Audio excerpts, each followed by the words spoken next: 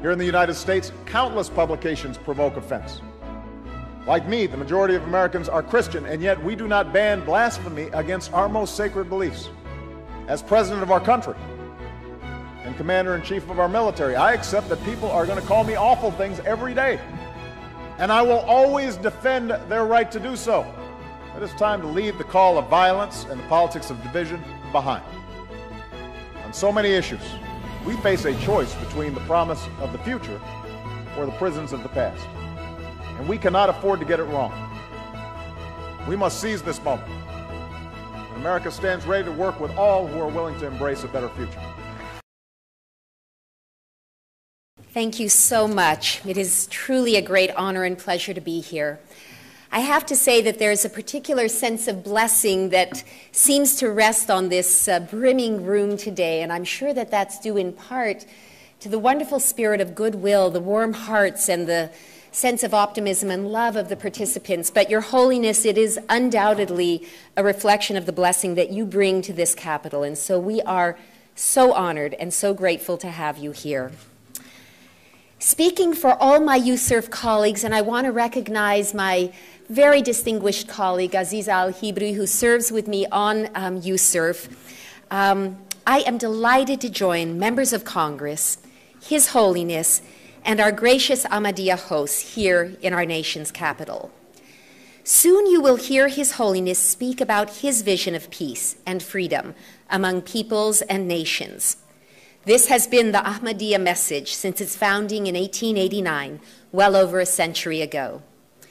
Indeed, when it comes to freedom of religion, there is unmistakable evidence that without freedom, there can be no peace.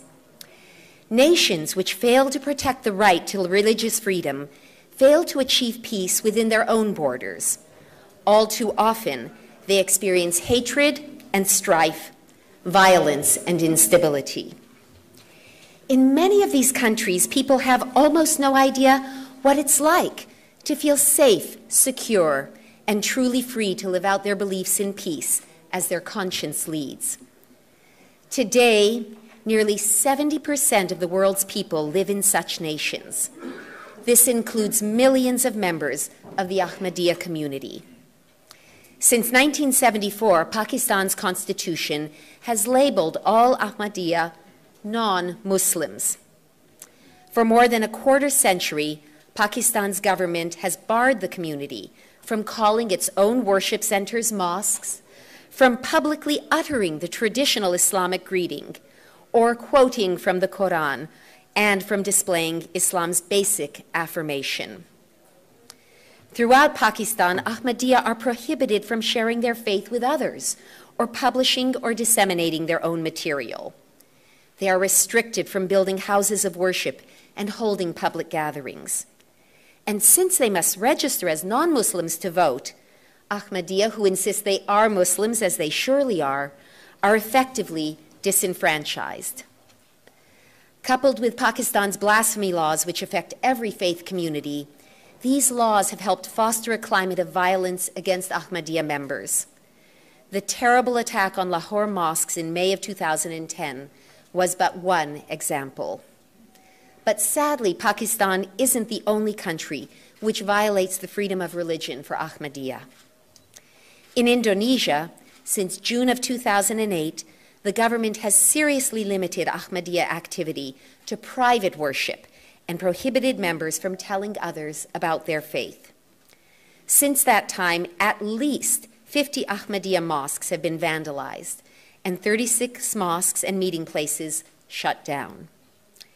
In parts of East and West Java and elsewhere, extremists pressure local officials to close places of worship or ban Ahmadiyya activity altogether.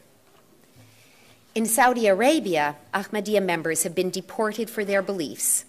In Egypt, they have been charged under its blasphemy laws. In 2010, I'm proud to say that Yusuf's intervention helped a number of members leave Egypt for safety abroad. Now, let's be clear. The message of the Ahmadiyya community is a positive call for world harmony and liberty. It points beyond today's sufferings to tomorrow's hopes and dreams. Nonetheless, if we are to stand for these principles, we who believe in peace and freedom dare not be silent. We must take a stand for those who face persecution, wherever and whenever it occurs. So, what can we do? First, we must realize that the same societies that violate the religious freedom of the Ahmadiyya also abuse the rights of others. As Yusuf has documented, where Ahmadiyya suffer, Hindus and Christians, Sikhs and Baha'is, Shia and other Muslims often are persecuted as well. Second, in order to protect the rights of all, including the Ahmadiyya, and foster peaceful, stable societies, we who are in Washington must make religious freedom a truly compelling foreign policy priority, woven into every aspect of our relationships with other countries. Finally, the United States government should specifically confront governments which target the Ahmadiyya. It should urge Pakistan to amend its constitution and rescind all anti-Ahmadiyya laws. It should urge Indonesia to overturn its 2008 decree and all provincial bans against Ahmadiyya religious practice. It should press both governments to investigate acts of violence thoroughly and prosecute perpetrators vigorously.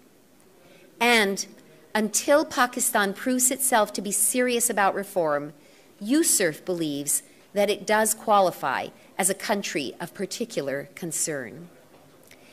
Speaking for the U.S. Commission on International Religious Freedom, let me conclude by saying that we will continue to stand for the right of people everywhere to think as they please, believe or not believe as they wish, peacefully practice their beliefs, and express them publicly without fear or intimidation. We are proud to stand with the Ahmadiyya community and proclaim together that these and other freedoms are the birthright of humanity. Thank you so much.